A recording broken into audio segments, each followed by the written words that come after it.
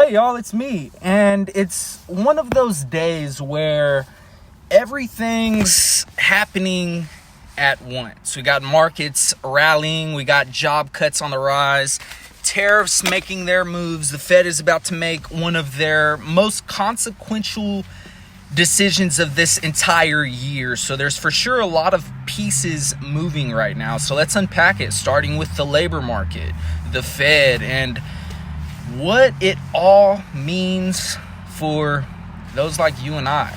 So right now, let's get into talking about the labor market and how layoffs are mounting and confidence is still holding in peace. So UPS announced that it's cutting 48,000 positions, including 14,000 management roles, as part of this broader push to really drive efficiency.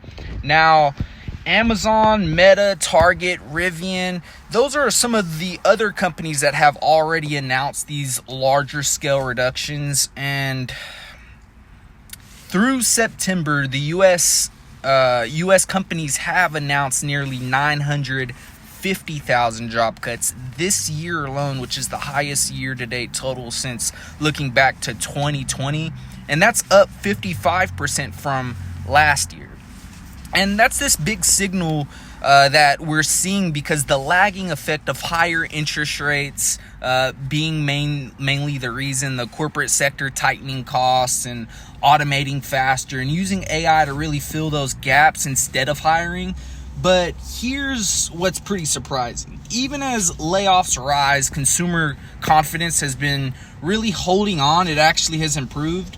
So the Conference Board, their labor market differential, the gap between people saying jobs are plentiful versus those who say it's hard to get, that rose by 9.4 in October, which is up 8.7. So yeah, what we're seeing are workers feel the market's still okay, even though the data says otherwise. And that kind of split between sentiment and reality often happens right before recessions. Optimism hangs on just a bit longer and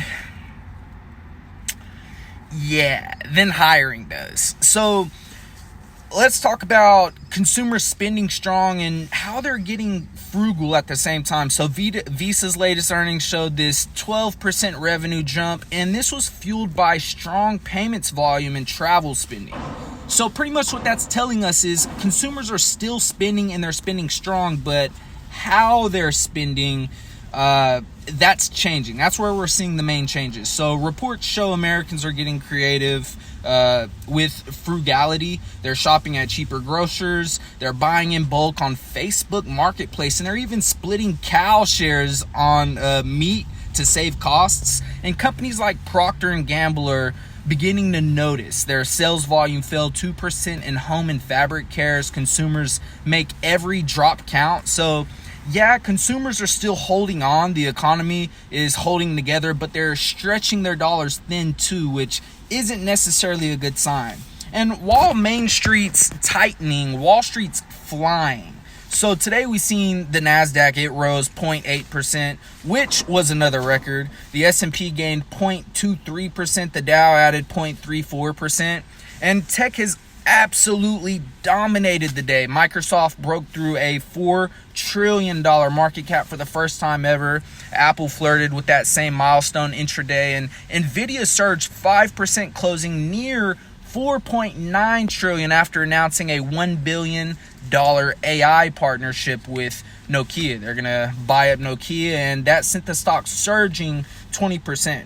So collectively, the Mag 7, that'll be Apple, Microsoft, Nvidia, Amazon, Meta, Tesla, Alphabet, they've all added over 1.3 trillion in market cap in just the last 4 trading sessions, and that brings their combined valuation to more than 22 trillion, which is completely incredible. But it also means that markets are getting top heavy.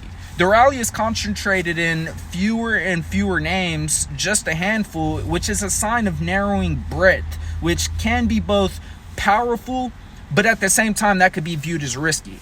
So the big geopolitical story this week, the U.S.-China trade framework, it's beginning to be finalized. Under this proposal, the U.S. would roll back part of its tariffs if China cracks down on fentanyl precursor exports.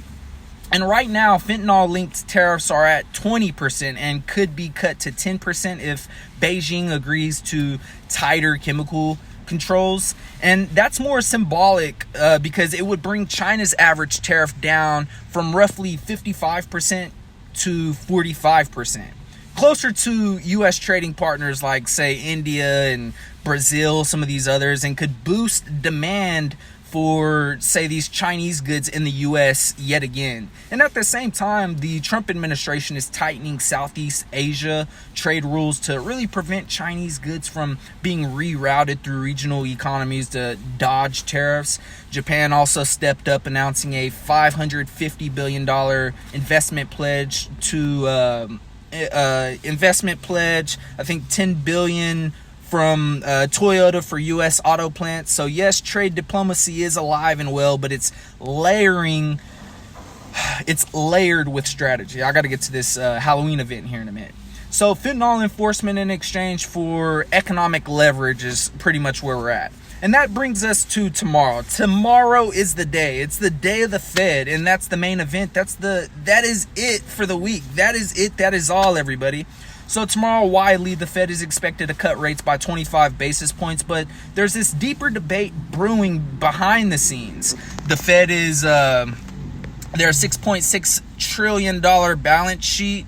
Where am I? Sheet runoff. It's quiet quantitative tightening. It's near its limit, and analysts say the proximity alarms are beginning to go off, meaning, hey, the Fed is close to draining too much liquidity from the banking system. And the question isn't just about interest rates anymore. It's about how much liquidity the system can handle before money market stress reappears like back in 2019. So some argue it's time for the Fed to end QT, quantitative tightening, early, letting the balance sheet stop shrinking and really stabilize around the 6.6 trillion to really avoid another liquidity squeeze. So if Powell hints at that in tomorrow's press conference, markets will read that as bullish, even if it doesn't it's not called stimulus outright. So everybody's going to be watching Jerome Powell's tone tomorrow at that press conference, not necessarily the rate cut.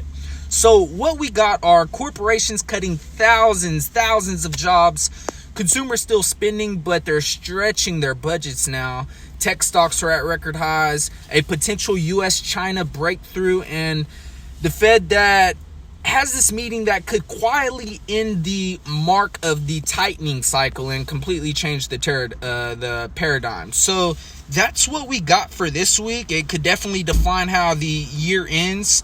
Optimism versus fatigue, liquidity versus restraint. And the truth is that tomorrow's Fed message, y'all, it might decide which side wins. Is it the bulls? Is it the bears? Or is everybody just crazy?